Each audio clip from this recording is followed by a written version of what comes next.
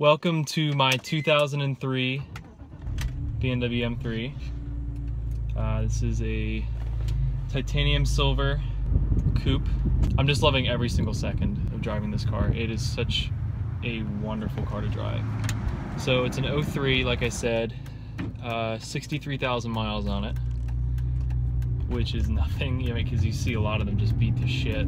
So I saw this and I just had to do it. It does have the SMG, and I know a lot of you guys are gonna shit on me for that, but I just think it's, you know, the best of both worlds. Some people may say it's the worst of both worlds, but I like the sensation of driving a manual, obviously, but you know, there's something really cool about doing it with paddles, and you know, and then being able to put in automatic mode when, you know, you just want to cruise. It's cool. I like it. I'm liking it so far. And people say it's the most, you know, jerky thing ever, and it's really not. It's a pretty smooth car if you drive it right. If you drive it like it's a manual car and you let off the gas, it's, you know, it's much more manageable and smooth. I mean, it's not an automatic, obviously. You're not, or a dual clutch. It's going to be a little jerky because, I mean, it's an older technology.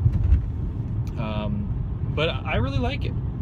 You know, the SMG gets a lot of shit, but it's not a bad transmission. I don't have the navigation, I don't have anything. It's just bare bones, and it is just such a clean looking interior. I mean, it's wonderful, and I have the aluminum trim, and it matches very well with the titanium silver exterior. It really makes it pop.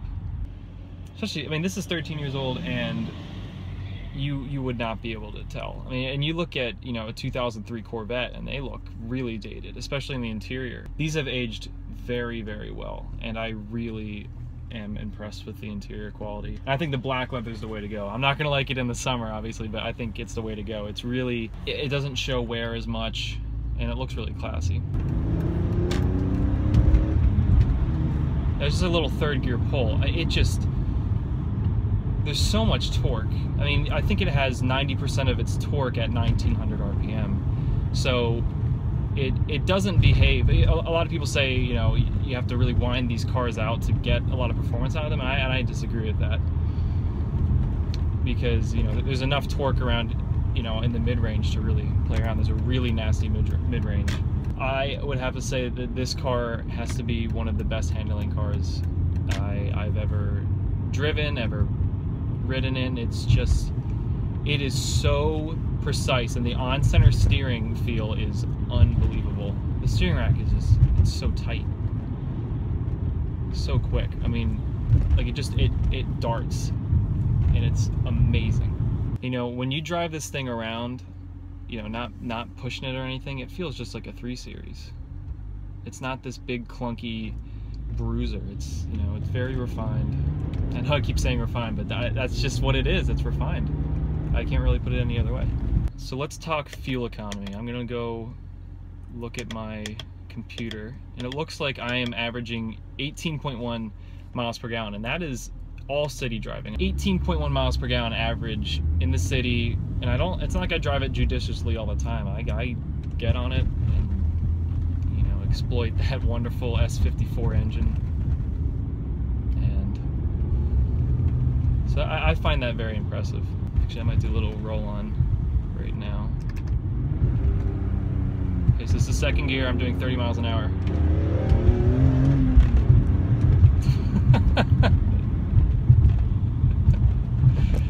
Oh my God. And that's not even redline. I mean, it's just, what's so cool about it is that you can just really, you can use all of the performance on the road. You see a lot of these cars, you know, the Hellcat, 700 horsepower, the new M4 with, you know, all this torque, and it just completely lights up the rear end. I mean, this car is so great to drive around on normal roads because you can really exploit it all. This is like the worst car review. I'm constantly at lights. But I'm gonna turn around and head back the other way because there wasn't as much traffic. Well, while we're waiting to get out of this traffic and, you know, get back on the roads, I'll talk about my top 5 parts of this car.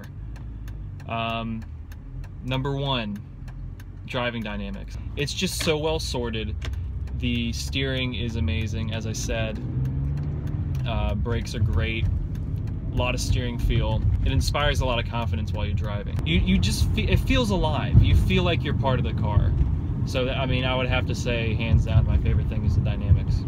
Number 2, the S54. It's a godsend. This engine is just a masterpiece. There's no other way to put it. 8,000 RPM, red line, 333 horsepower. I'm sure you guys all know that.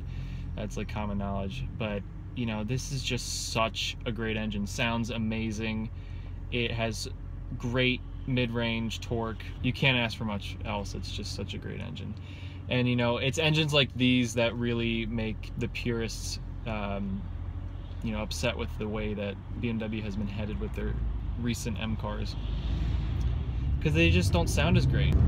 They don't have as much feel. I mean, this is just nothing better than a big, naturally aspirated inline-6.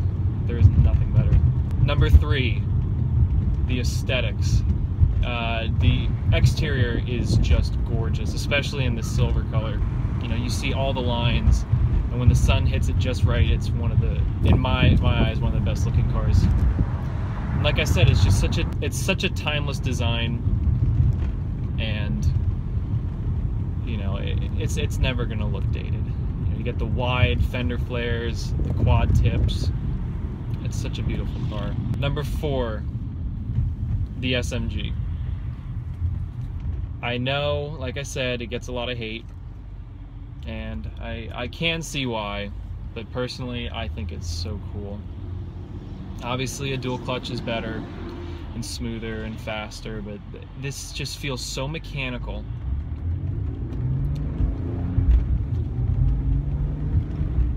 It's nice having the luxury of not worrying about your left foot while also having complete control of the car. And it has really good features like the hill start assist, and you know, you can change the severity of the shifts and the times of the shifts, and you have complete control over the car, and it's just really cool. I think it's time for another acceleration run, I think. Okay. First gear.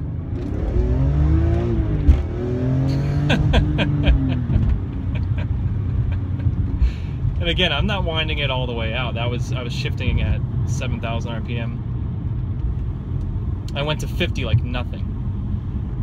And it really pushes you back in the seat. It's such a great feeling. 0 to 64.8 seconds.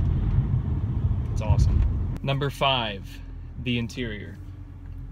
Like I said, it's just really basic, but everything's laid out the way you want it to be. Everything's just directed towards the driver. Everything you need, because honestly, your phone can do so much now, navigation, music, all that crap. So you just, you know, get an FM transmitter, hook up your phone, and you're set. You have navigation, everything. You don't need anything more than this. So, you know, a lot of people say don't meet your heroes because, you know, they're not going to live up to your expectation. And I had such high expectations for this car because it's just universally praised by so many people. So I'll admit I was worried when this was delivered if I wasn't going to like it that much. But this has met and exceeded all of my expectations. It is just a godsend of a car. It is everything I want and everything I need.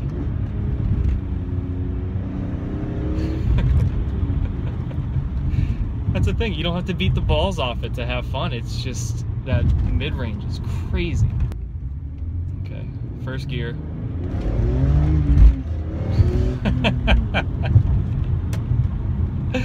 Oh shit. Oh, and I'm short shifting it. You know, I don't have to wind it out. Oh my god. I love it. I cannot praise this car enough. I know it's mine, and I know I'm partial to it because it is mine, and I'm the one spending the money on it, and I feel like I have to enjoy it, but, you know, I don't know what else to say. I'm speechless, and I could not be happier with my decision to go with this car.